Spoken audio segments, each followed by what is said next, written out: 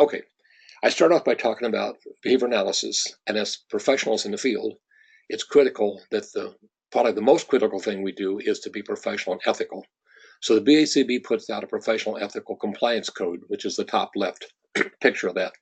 The next center of that has the ethics book written by John Bailey, who's been with the board and happened to be trained at Kansas. He's our go-to ethics guy. And then he has also a book called 25 Essential Skills. And those books are often used in the graduate programs about being an ethical professional behavior analyst. Below that is a fourth edition task list. And RBTs have a RBT task list. The fourth edition task list is about 11 pages and broken into three categories. First one's called basic behavior analytic skills. Second one, client-centered responsibilities. The third one is foundational knowledge. And I'll talk about those in just a few minutes. But off the top, I just want to make the point that the most critical thing we do is be professional and ethical in our conduct as behavior analysts, to represent our services from our agency, to represent the field, to represent the BACB. So you see, I've listed a bunch of items that are ethical issues. I won't run through those now, but that's just some of the things I talk about in exam prep. I make the point that behavior analysis is the science of behavior. So basically what we're talking about is we need to know what the philosophy of science is. And science basically says, if we understand how things work, if we can figure out how things work, then we should be able to make things better. And behavior then is our subject area. So as science, we have these three basic levels called description, prediction, control. And so we describe the phenomena of interest.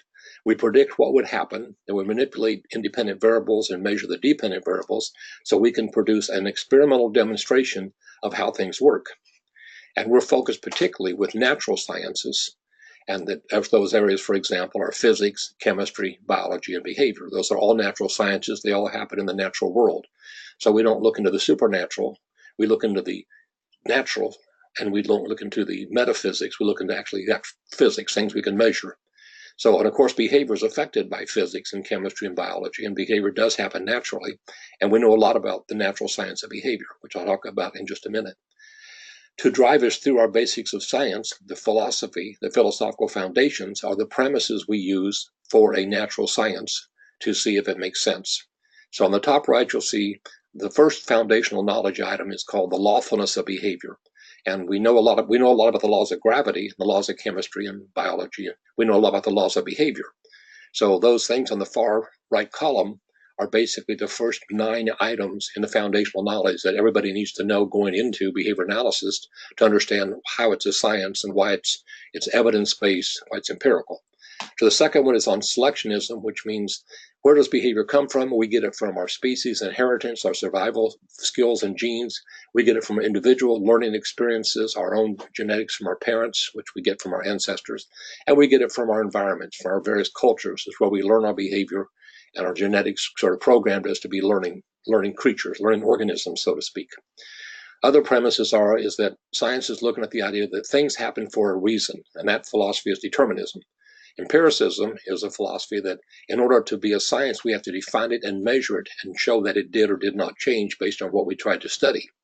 Parsimony is a philosophy that the simplest explanation possible that explains a phenomena is what we should stick with. Don't get too complex unnecessarily. Pragmatism is a philosophy that says it needs to be pragmatic. Our explanations, what we're talking about, needs to make sense, needs to be practical.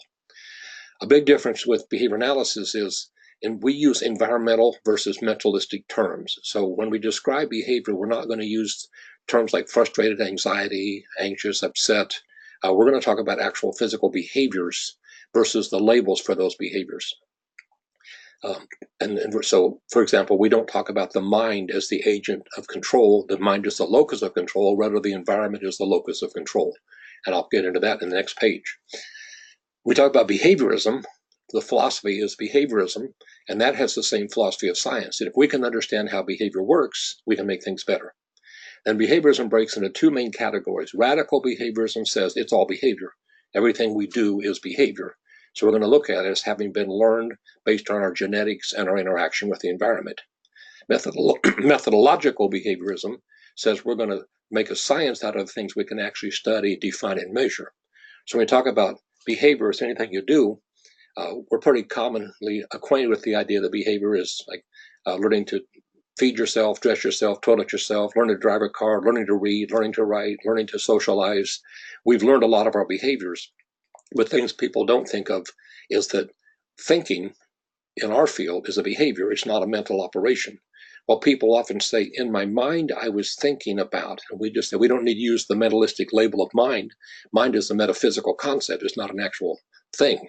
So we just say, I was thinking, because it's not your mind thinking, that's you thinking. And instead of saying, in my memory banks, I recall, it's not memory banks, it's me, my memory. So remembering is a behavior. Understanding is a behavior. Thinking is a behavior. And behaviorism, the radical approach, says it's all been learned from our interactions with the environment. That's one of our driving premises. The last part is our sort of the domains of behaviorism. And we talk about the conceptual analysis of behavior, how we talk about our concepts in this field. Any model of explanation needs to use its concepts consistently with integrity within its model. We talk about experimental analysis of behavior, where a lot of research in laboratories with pigeons and rats and monkeys showed us what the principles were. Then the next thing came up was applied behavior analysis, was can we take those principles of behavior and can we apply those to solve human problems? A lot of the research with non-humans, can we use those principles, or they still apply to humans? And that's why it becomes applied behavior analysis. And then the final area is what we call behavioral service delivery. So this is where we use behavioral treatments to see if we can help people make better behavior. So those are the basic premises behind the science that we're using to understand how behavior is a natural science. Now, the heart and soul of what I want to talk about is ABA.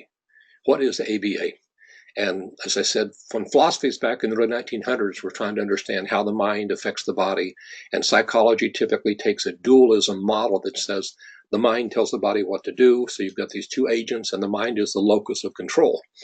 But as they started to look at more things and tried to understand how do we measure that, we're using things like introspection. So try to think about what happens and why, and try to be objective about it, but it's hard to be objective about your own behavior. So the philosophy started to turn a little bit towards, let's get more empirical measures. Could somebody else get the same result if they measured it?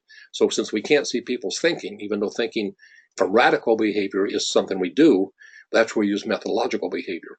And so there was a journal of experimental analysis of behavior, came out in 1958. A lot of research went into there to show us how the principles work. However, people were already trying to use these principles in mental hospitals and institutions and in communities and business organizations, and there wasn't really a good place to put the behavioral model. Most things are psychological models. And since we don't use the mind as an agent of control, we use it the environment, they needed a place to put that. So they discussed it and decided we needed a journal that would let us apply these behavioral concepts to see could we make things better for people in society. And from that came the Journal of Applied Behavior Analysis, called JABA. And there wasn't applied behavior analysis until really it got founded in 1968 when this article came out. And in this article, Don Baer, Mont Wolf, and Todd Risley, three professors at the University of Kansas, were basically asked to write this article. What is ABA? So they put their heads together and they wrote it and published it. And they said ABA basically has these 7 dimensions, or you might say 7 characteristics, or 7 components, or 7 aspects. And you'll see them referred to various ways. Now, one of the people in our field early on was a guy named Israel Golddiamond. He did a lot of contributory work towards understanding behavior. And I like to borrow one of his quotes. He says, when you have a behavior problem, you need a behavior program. So what ABA does is it basically gives us that program. It gives us an approach to solve problems. Now, so those 7 dimensions were that behavior analysis applied is applied, it's behavioral, it's analytic, it's technological, it's conceptually systematic, and it has generality. Now, what those mean in a little more of our behavior world is that what it applies to is socially significant behaviors. So it's not experimental research in the lab, what happens if you do this, but how do we solve socially significant behaviors? We say behavioral, it means we have to define what that behavior is operationally so we can see it, measure it, and then get some data on it. Now, I talk about problem behaviors because basically we are problem behavior solvers. If there's no problem, people don't come to us for help. So those 2 behaviors, to me, the 2 categories of problems are, you see on the graph that there's a baseline with a red line up high, and I put that as a problem behavior. And typically we get called in because there's too much of a behavior, maybe too much tantruming, too much stalling, too much arguing, too much hitting, biting, pinching, escaping. So that's a behavior that already is getting way too much reinforcement, and we need to find a way to provide less reinforcement. So we know that if we can do a treatment and find a way to stop reinforcing those problem behaviors, because that behavior has already been mastered. I mean, that's already very strong, and it's typically a problem. That's why we've been drawn to it. So if we can stop reinforcing it, that behavior will gradually go down. We can reduce the frequency or the intensity or the duration. The other kind of behavior problem is when there's not enough behavior. If someone lacks basic communication skills, then they often resort to physical aggression or other behaviors that are not really effective, although they are communicating. So if there's not a behavior, if a child can't feed himself or dress himself or toilet himself, he needs those skills. So because we know the developmental patterns, we can take behaviors that are appropriate for someone of their age and ability, and we do a task analysis, and we work out the steps to getting dressed. We work out the steps to taking a bath, taking a shower. We work out the steps to reading, writing. And we do the task analysis, and we gradually reinforce and shape step by step by step to put new behaviors in a repertoire. So if there's a problem behavior, it's getting too much reinforcement, we need to try not to reinforce it, try to stop reinforcement, and instead we're going to teach a replacement behavior. It doesn't work just to get rid of a behavior because that behavior had some kind of function. We've got to be able to replace that behavior with something else that works for that person. So when we're problem solving, we're trying to reduce some frequency or some dimension of a problem behavior and replace it with something more acceptable. Those are the two main things we do: is create new behavior to replace problem behavior, teach communication skills that are more effective. Now, the next thing is to be analytic. So we analyze behavior for its function. And we've learned basically that the function of behavior, any behavior that is occurring ongoing, is basically being reinforced in some way, shape, or form. So it is functional for that person, but often it's a problem for them or society or the parents or the teachers. So we find the functional behavior, for example, if a child is tantruming for attention, then we realize the tantrum is not really an effective way. We need to teach them to say, I need a break, or I want to stop, or I want something. So we try to find if the function is to attention, or I want to go somewhere, I want to go outside, or I want to play with my iPad, I want to play with my skateboard, I want to play with my toys, then that is trying to get access to something. So one of the functions is what we call positive reinforcement. I want to be with this person, I want their attention, I want this toy, I want this activity, I want to go outside. So we try to figure how do we teach them to communicate what they want without a problem behavior, teach them an appropriate way to say, I need a break, or to communicate. So communication is a critical skill to teach early on. Other behavior that's happening is reinforced, but it's basically what we call negatively reinforced because it's something they don't want. I don't want to be with this person. I don't want to do that homework assignment. I don't want to make my bed. I don't want to go to school.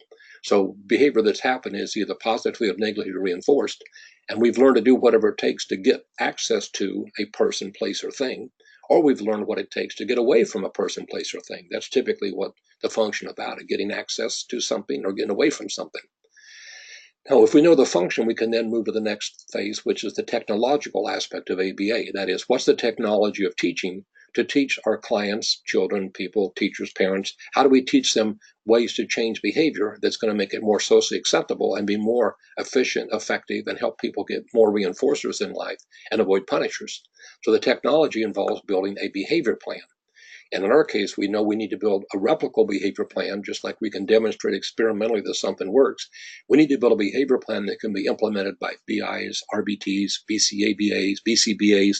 A behavior plan that can be replicated by parents, grandparents, siblings. A behavior plan can be replicated by teachers, administrators, in communities, in businesses, in therapy centers. We need a behavior plan that will be able to be used effectively by more than one person.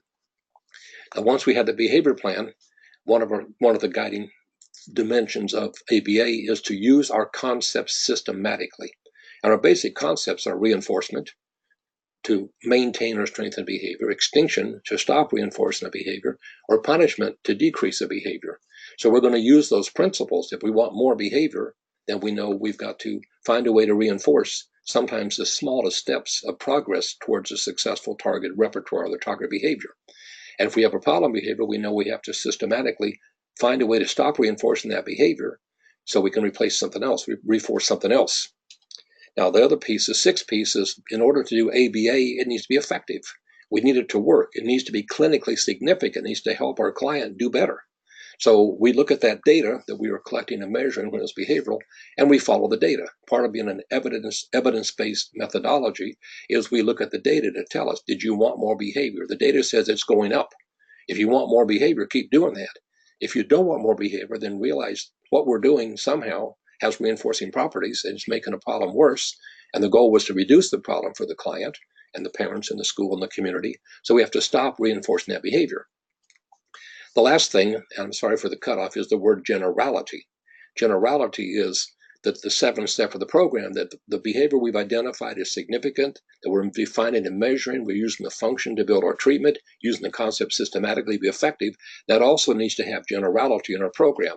And generality means it generalizes. It'll work to other behaviors, other people, other settings. What we teach in the home needs to work in the school and the community. So the 7 components, the 7 dimensions of ABA is to apply the treatment to have associated significant behavior, make it behavioral to measure, to follow it, look for the function, build a behavior plan based on function, because all behavior has a function. And if someone's doing something, it means it's working for them, even if it's not working for everybody else. That's where we have to teach a replacement behavior that can work for them and for the people around them. That's what makes it socially significant. And then we have to be effective.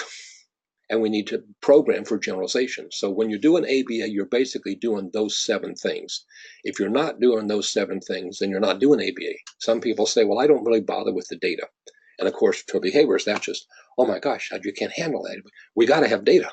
So then I tell them, if you're not getting data, you're not doing ABA. In fact, what you're doing is what I call SLI, something like it. But no, we're here to do ABA. Now, sometimes people say, well, I don't really need to use that reinforcement because I know what's right, and he should just do it because it's the right thing to do. So if they're not using the concept systematically, then they're certainly not doing ABA. And then I tell them what you're doing is NEC, not even close. So when you are funded and mandated to do ABA, you need to do these 7 things. And what we do in our agencies is we do ABA, and that's those 7 things. If you look at your own cases, everything you're doing does involve focusing on a behavior that's going to help the client, getting some data to measure to see how is it doing, finding the function for behavior, using a replacement plan to use that function, give them attention for better behavior, give them access. If they're trying to work on too many math problems and they see 10 questions, and it overwhelms them, we teach teachers or parents or homework guiders to cover up 8 of those problems and say, just do 2 problems and take a break. And then do 2 more, take a break. We break those down into small pieces so they're not so overwhelming. And we try to reinforce the right behaviors, try not to reinforce the problem behaviors, and follow the data. Make sure we're programming for generalized success. Now, the 3rd column comes from our 4th edition task list, and those are called CCRs, the client-centered responsibilities. When we are serving parents and teachers in our community, we are trying to solve a socially significant problem behavior. And so we have to first identify it. And what I want to point out is when you look at the applied socially significant behaviors in the CCR column, that is how we identify the socially significant behavior. When you look at the second one, measurement, that's what we do with the behavioral aspect. We operationally define and measure. Look at the 3rd one is assessment. Well, that's another term for analyzing for function, assessing the behavior, to look at the ABCs to see, here's the situation, what behavior was evoked, what happened where that behavior occurred, was it reinforced, was it extinguished, was it punished? So we look at that, then we can identify the function. Was it positively reinforced, was it negatively reinforced? If it's a problem behavior that's getting negatively reinforced, we want to teach another behavior to prevent or postpone or terminate that situation. With that done, now that we know the function from our assessment and we know what we're measuring and we identify the problem, we then build the intervention. And the intervention, of course, is our treatment. It's our behavior plan. It's our protocol. It's our technological strategy to change that behavior, replace problems with better behaviors. And with that, then, we take that intervention based on function with the data we've measured for the problem, and we're going to implement, manage, and supervise the team of people, the therapy team, working with the client. So we want to be able to teach RBTs, BIs, parents, teachers. We're going to implement the plan. We're going to manage that plan following the data. We're going to make adjustments when we see it needs to be fine-tuned. And we're going to supervise the people implementing the plan. If we've agreed that the problem behavior is tantruming and it's driven by too much attention, we're going to say, remember, when we have the tantrum, we're going to redirect. We're not going to reinforce the tantrum. We're going to try to redirect to a better behavior and help the client use the alternative behavior, the acceptable behavior, to accomplish their needs, to communicate what they need so we can solve their problems. So that's the CCRs. And on the task list, basically, this is section G, H, I, J, K. Now, for parents and teachers and people, they don't really necessarily know or care about all this technical stuff that we need to know about and use for our own field. What they want to know is, how are you going to help me solve my real life problems? This is happening in the home. This is happening in the school. This is happening in Target. So when I would go to parent homes, I did a lot of parent in-home training. I would open up and not talk about all the dimensions of AB. I said, basically, I'm here to use ABA, which is a problem-solving approach. And so what I want to know is, what are your real life problems? What are you dealing with in the home? So I can work up plans to try to help you solve those problems and teach the child replacement behaviors for the problems and new skills and behaviors for the things that are missing. So when I get the parents involved to tell me what they're dealing with, that's going to help me get collaboration, help me get some buy-in. And if I'm solving their problem, they're going to listen to my solution to see, is it going to work? Do they think it will work? So otherwise, I don't have their buy-in, and everything I do when I walk out the door stops. So I've got to first focus on solving their problem. Now, parents aren't going to collect a lot of data, because if I ask for frequency, duration, inter-response time, latency, they don't know what it is, they don't care. I just take a piece of paper and a magnet, and I write in a column, for example, they said the problems were tantrums and stalling and maybe not making his bed or not doing his homework.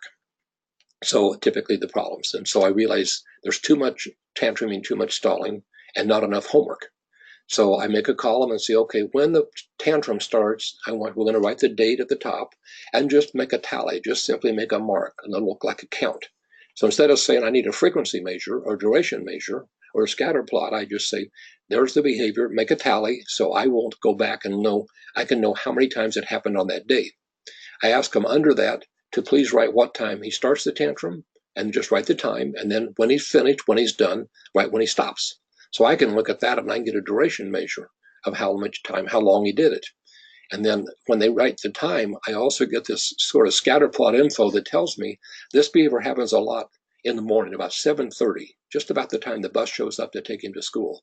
Or this problem behavior happens right around 2:30, 3 o'clock, which is when the child comes home from school and the parent says, do your homework.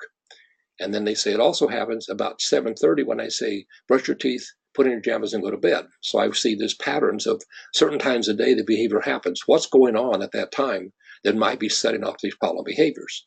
And my first hypothesis is the child doesn't want to go to school, so he's avoiding stalling getting on the bus, or he's tantruming. He doesn't want to do his homework, so he's going to tantrum or stall or run away from the homework table. And once I know that pattern, I can then figure out ways to break those into smaller steps. One thing I've done with parents, when I tell them to brush his teeth and put his pajamas and go to bed, he fusses, he argues, he doesn't want to do it, he stalls. So I say, well, let's break that down. I mean, most children, when you say, brush your teeth, pajamas on, go to bed, say, no, they don't want to go to bed. They're kids, they're playing, they're doing what they want to do. So let's break it down and say at 7 o'clock, we say, okay, I need you to stop for a minute and go brush your teeth, then come back and play some more. So get the toothbrushing out of the way and then follow with a reinforcer of more play. And then about 7:30, I say, okay, please stop for a minute, go put your pajamas on and come back and then play some more. And I break that, get those two out of the way. I break that chain of once I brush my teeth, I'm headed straight to bed, and break that down. Then I can say, now let's offer a bedtime story, or let's offer a calming activity. And now I can read him a story, we can wind down the day and try to break that into pieces. And I found that's often helped a lot of kids ease into the idea of going to bed, because it's not one big, here it goes, your day is done, go to bed. And that can prevent some stalling and often replace it with some interaction, maybe stories. Now, as far as the parent and the why it happens, I explained to him, when we know this problem's happening, when and where and how much, we need to figure out why he does it. If he tantrums to get your attention, we have to teach him a better way to get your attention. We have to use a lot of, I wouldn't tell them non-contingent reinforcement, but I said we need to find ways to make sure he knows you're paying attention to him without him acting up. So catch him being good. He's doing something good, he's playing quietly, that's the time to jump over there and hang out a little bit. Most parents say, if he's being quiet, that's precious time for me. I'm going to leave him alone. But that might be when he needs to be reinforced, because he's actually doing something independent, it's acceptable, that behavior should be encouraged. So just consider, can we pay attention randomly to good behavior so he doesn't have to go to problem behavior to get your attention? Or if he's trying to get out of something, can we teach him to ask for a break? Can we teach him a replacement behavior? Can we teach him a way to do just part of the task and do the rest later? So once we know why he does it, it helps us build our plan. At that point, now that I have some idea of the function, I can build a behavior plan, which of course is the intervention. That needs to be replicable. That's my technological piece. So that behavior plan needs to be doable. It needs to be something the parent can do, the BI can do, the RBT can do, the teacher can do. I've had supervisors tell me, I built a perfect behavior plan. I know exactly what to do. I know when it needs to be done. However, when I go to do it and tell the parent to do it, they don't want to do it, or they don't understand it. So I have to explain to them, well, It's not really the perfect behavior plan. The absolute best behavior plan is, in fact, the one they will do. So when I build a plan and offer it to a parent, they say, oh, my baby's crying, it just breaks my heart. I can't make him do that. I can't take that from him. So I have to say, well, what can we do? And I have to find a way to build a behavior plan that's doable, because if it's doable, they will do it. If they see it working, they'll keep doing it. They'll be reinforced for using it. So this is critical. If I'm going to solve their problem, I've got to figure out the function and then help coach them through a way to do it, which is part of the implementation, management, and supervision. So I say, well, here's what we know. Rewards, which we call reinforcement, are going to strengthen behavior. And so when we have good behavior happening, we're going to reward it. When we have behavior that's not good, we're going to not reward it. So rather than to get into schedules of reinforcement and differential reinforcement and fixed interval of non-contingent reinforcement, I just say, what's the behavior? Do we want more of it or less of it? We want more of it, remember to reward it. We want less of it, don't reward it. The code I use for parents is to basically say, when you do good things happen. When you don't do good things don't happen. It's not when you don't do good things, bad things happen, because punishment's not a really good technique. It does work, it does stop behavior, it has its place, but punishment typically just shuts down a behavior, which can be important, but it doesn't teach them what to do instead. And since that behavior had a function, it was working for the child, to just shut it down, that behavior is going to go somewhere else. And it won't always go somewhere you want it to go. So we're going to have to figure out, how do I reinforce and reward a better behavior that still helps that child get what he wants? Now, you can't always have everything. Sometimes the answer is not available. Find something else. But at least by focusing on rewarding, I can then use those principles systematically to be sure, do we want to strengthen that behavior? If not, we have to find a way not to reward it and reward something else. Now, if I can get a parent doing that and I can model for them and show them, explain the objective, and they see it working, then right there they will know it's working. I'm now getting more cooperation. He's not stalling so much. He's actually making his bed. He's doing his homework. And when they see it works, then of course that reinforces their buy-in, because their problems are being solved and they're more likely to keep it up. And when they see it working at home, of course, they want it to work in the community. They want it to work at school. It needs to work for the teacher. It needs to work if you're going to go to the movies. It needs to work if you want to go to church or you want to go shopping. So the idea of ABA, the 7 dimensions, is to know all of our behavioral terminology and all of our strategies and all of our task skills that we use, but we really in the end have to solve real-life problems for the parent, for the teacher, for the people who are living with the child. And we have to make those things what we call socially valid. It has to really solve a problem that's important to them.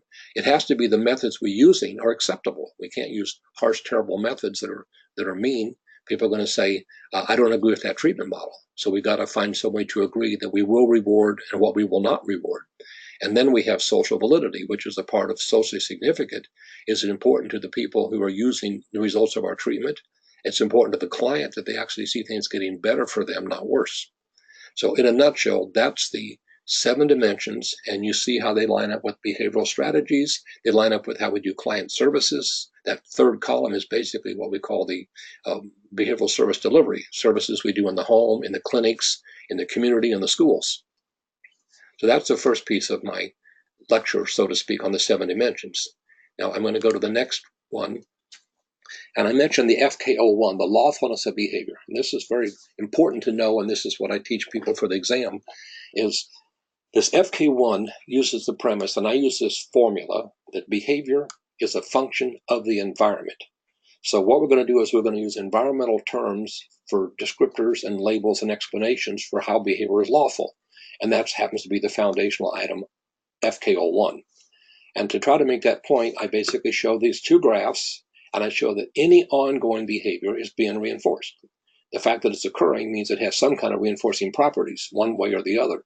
And that behavior is going along, and if something changes, you might get more behavior. And that's the green line going up. It's hard to see the yellow line, but the yellow line just continues going on. So we might try to reinforce the behavior, but it doesn't really change, which tells us not that reinforcement doesn't work, it tells us that what we're trying is not reinforcing. The other thing is we have a behavior happening, we try something, and if it goes down, we know it's either being extinguished, that it's no longer getting reinforcement, or some form of punishment is kicking in. And basically, as far as behavior change, that's the only difference. It's either going to continue and go up or go down. Otherwise, what else can behavior do? So we know that environmental changes can affect behavior, and that all the changes we try don't necessarily function as a consequence of some kind, maybe not as a reinforcing consequence. We do know from this graph below, here are the 4 schedules, the 4 common schedules of reinforcement. And we have schedules based on responses and schedules based on time. There is a temporal dimension, a time dimension to behavior.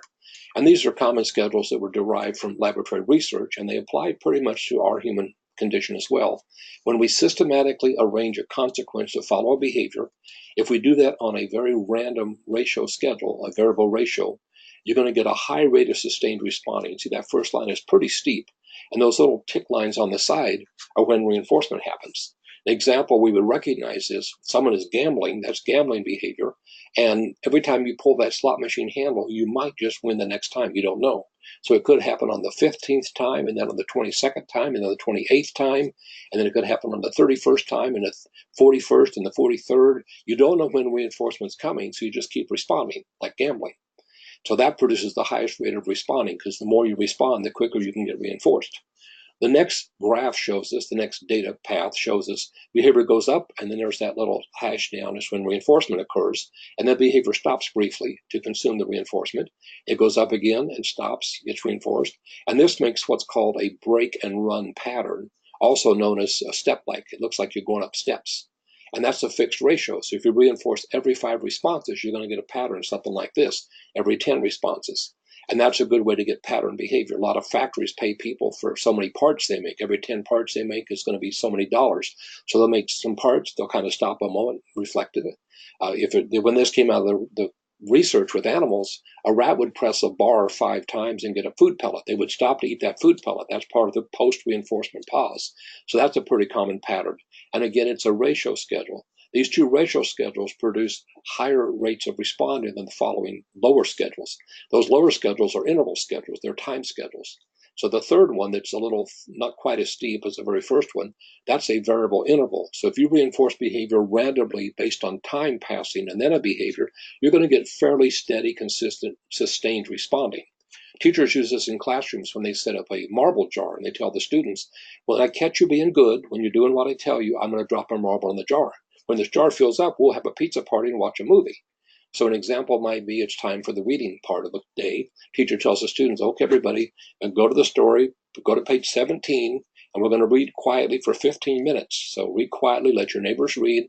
When I see you working hard, I'll put a marble in the jar. So they're reading about 3 minutes, and she drops a marble in. And they hear that marble clink, and they kind of smile like, oh boy, we're going to get another marble.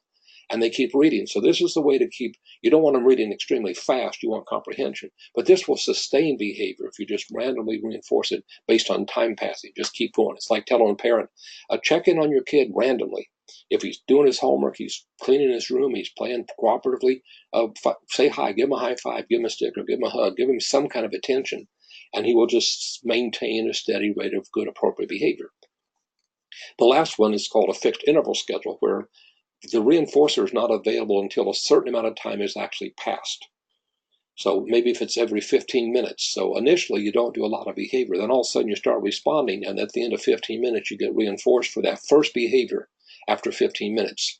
And then this makes what we call scallops. They look a little bit like waves. So a fixed interval scallop is otherwise known in our world as it's known in the everyday world as procrastination.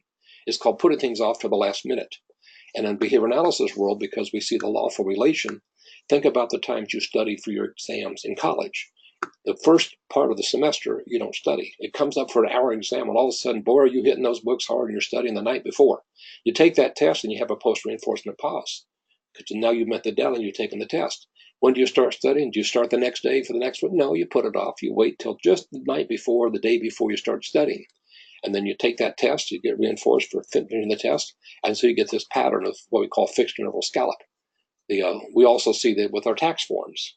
We know people do a lot of tax behavior, tax preparation behavior, in the early part of April. They could have been doing it in January, February, and March, but because the reinforcement schedule for actually turning in the taxes, which often includes paying money, so we're going to be negatively reinforced for stalling behavior, so to speak, and turn it in at the last minute. So these are all research patterns that show us how behavior is affected by environmental timing of consequences based on time and responses, and they produce some pretty predictable patterns. Below that is simply a pattern where I take those first 4 graphs, and then that intervention line is basically when you go to extinction and you stop reinforcing that previously reinforced behavior. What you see is the patterns continue pretty much the same, but they start to flatten out. So as they gradually undergo extinction, the absence of reinforcement for a previously reinforced response, while the patterns were in the repertoire, they gradually fade to a flat line. And that's just a common thing. When you stop reinforcing behavior, it will gradually flatten out. Now, we also know about something, one of these artifacts, a side effect is you get a little extinction burst. We'll talk about that in just a couple minutes. So those graphs are just some examples to show that we do know about the lawful relations between behavior and how it functions in the environment, and particularly about reinforcement. Since we're talking about behavior, we're talking about something that is occurring, therefore there's some kind of reinforcing property. Any problem behavior, any behavior is on some kind of schedule of reinforcement. It could be intermittent, could be random, but something's reinforcing, maintaining that behavior. So we're trying to use reinforcement contingently, we're trying to use it effectively, we're trying to use it on the better behaviors so we make them stronger, and trying to not reinforce problem behaviors to make them weaker so we can replace them with better behavior. Now, to really understand these terms and concepts in our field, our task list covers a number of foundational items. I'm going to just hit a few here briefly. One of them is we define behavior as anything you do. So we talk about behavioral repertoires. Someone that can communicate and dress themselves and work and have a job and buy groceries and drive cars has this life skills repertoire. So behavior, again, is anything you do. Now, behavior, like getting dressed as a behavior, is made up of a number of responses. And so we call that a response class. Each individual response, put on your sock, put on the other sock, put on your underwear, put on your pants, put on your shirt, put on your belt, put on your shoes. All of those responses make up the category, a response class of dressing behavior. And that means now that you're dressed, you can go outside and play. Now that you're dressed, you can go to the store. So we look at behavior, we break it down to the actual responses, we write a task analysis, and we look and shape and reinforce each behavior that we need to get that response into the repertoire and build response classes to build the person's better behavior, build them a larger repertoire of behaviors.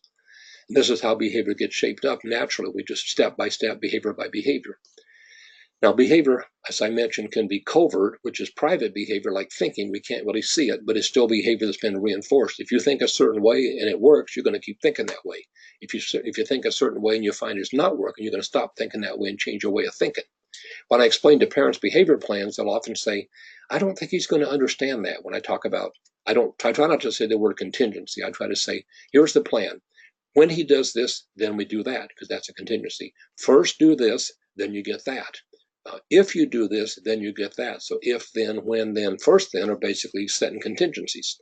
And we know from our schedules of reinforcement that contingencies change behavior.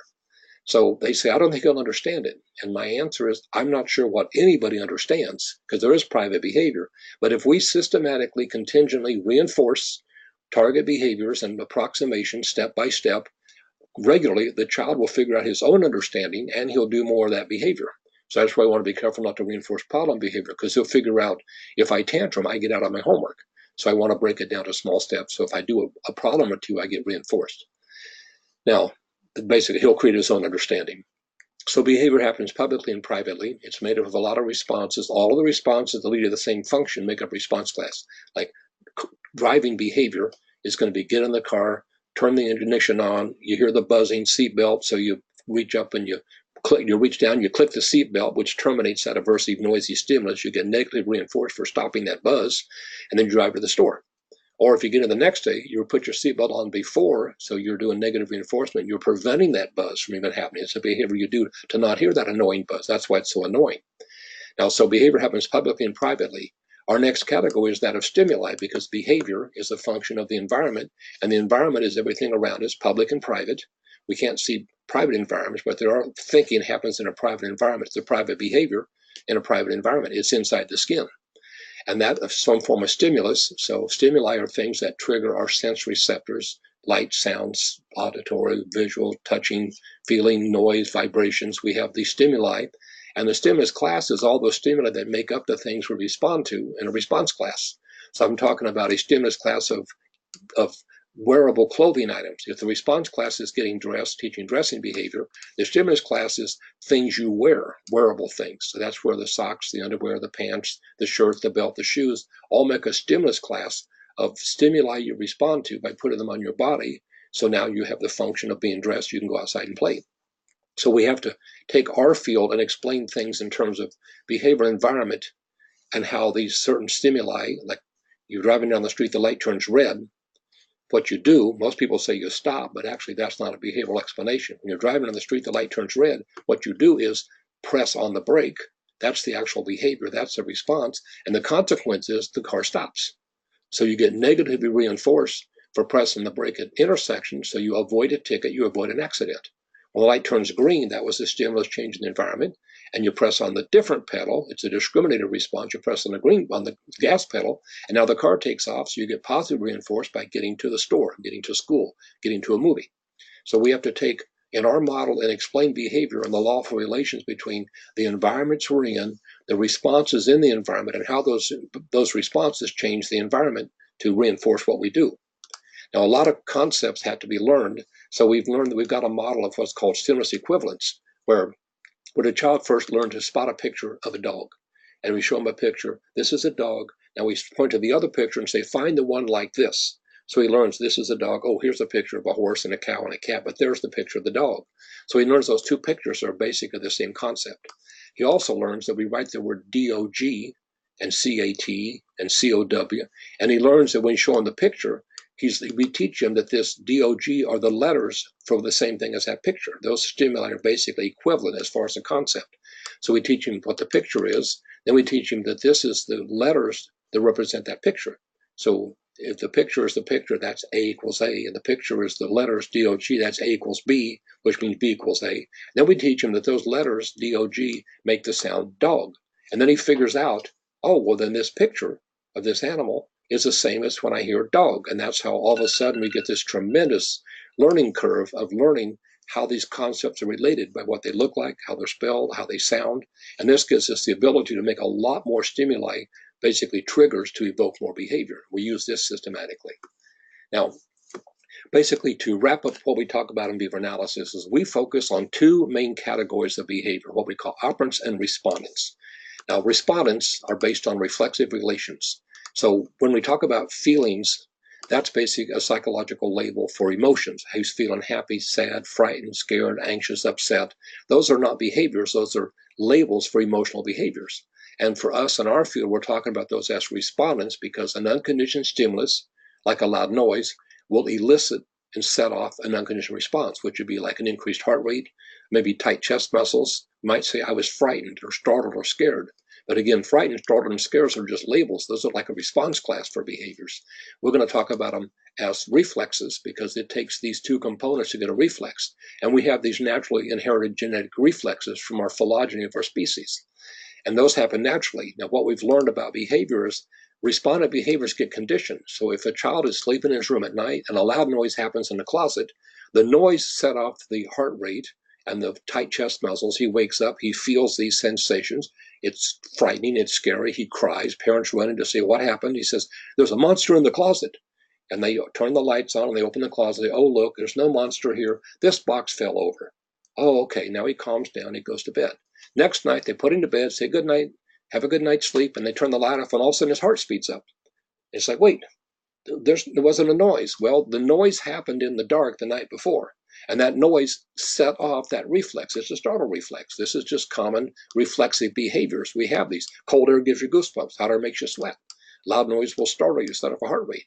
So we know how reflexes work, and we know that respondent condition is how we learn our fears, our anxieties, our happiness. So the child is now frightened by the noise, has now become frightened by the neutral stimulus, which is the dark, has now become a conditioned stimulus. And now the dark sets off the same emotional behaviors, feeling heart rate, chest rate, and we call them frightened or scared or anxious.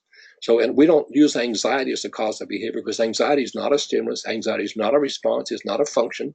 Anxiety is a psychological label for emotional state. And we all have emotions, but we don't say emotions cause behavior because emotions are behavior. These reflexes are the body, the physiological body responses to environmental stimuli.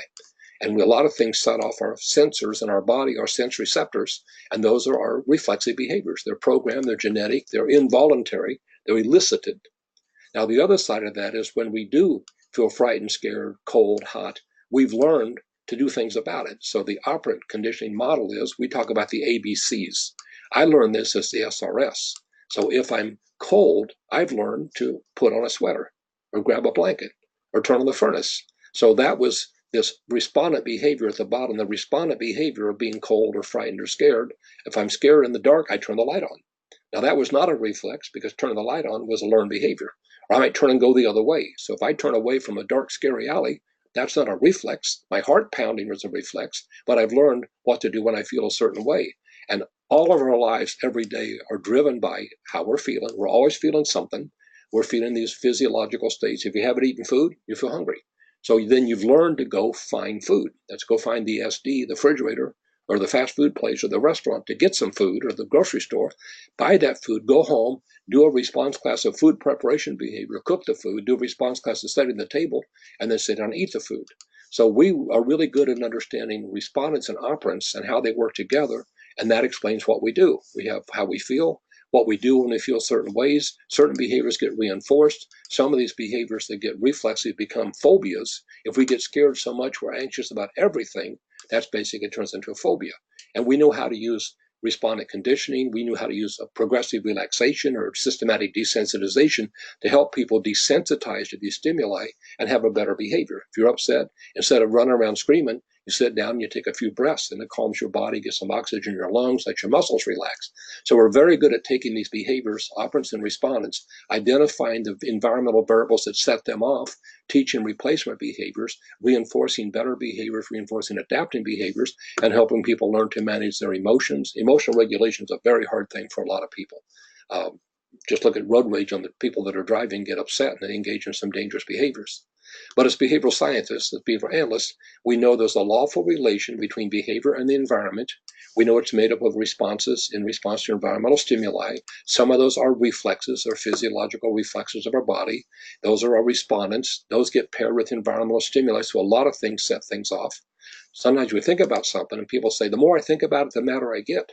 So of course, we'll stop thinking about it. Think about something else. Redirect. Don't keep thinking about that. It works you up, makes you upset, you get anxious. So we try to teach people how to redirect their thinking. And that's basically what we do as behavior analysts.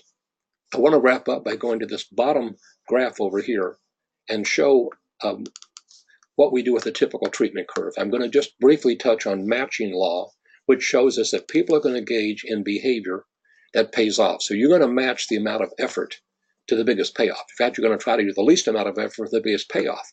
So when someone's doing something, that's because it's paying off. That's the most reinforcing thing they know how to do. So that just explains why is he doing that? Because it's the most reinforcing thing he can. And why is he tantruming? Because it's easier than doing the math. If we make the math problems easier, he won't have to tantrum. He just does a couple and gets a break. So this bottom graph is a quick typical treatment curve. Here's an example of a problem behavior. And there we see, there's the baseline. Now we see it happening. We figure out what's driving that, what's reinforcing it. So we're going to decide to put that, if it's attention, we're going to put it on extinction, stop reinforcing it. We get this first extinction burst because they used to work. So they're going to do some more of it, trying to get that to work again. But we realize if I reinforce it, it's going to get worse. So we have to write out that extinction burst. And then the behavior has this initial treatment effect and it drops really low. Just sort of after some tantrum, and usually it gets more intense, it gets louder, gets longer, then it drops. Then it starts to come back up, and this is called spontaneous recovery in our field. In other fields, it's called resurgence. Some fields call it a rebound, but basically, previously reinforced behavior that's been not being reinforced, it will pop back up, then it'll gradually settle into a lower pattern. It doesn't go away completely because it's always in your repertoire.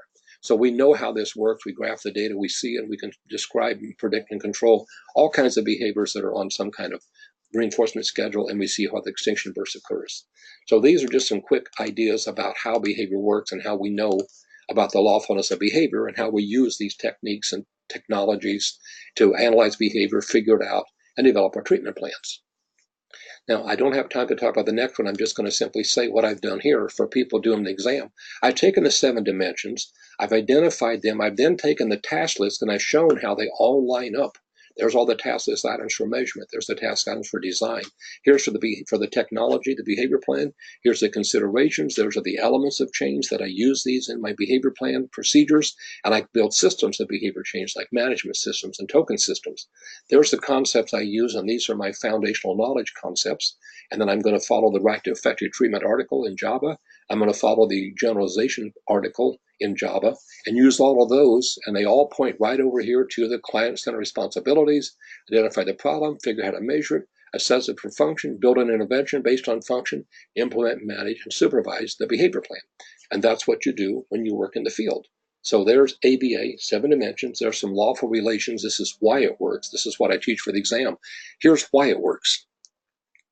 Okay, so what I'm going to do is I'm going to do something I rarely do.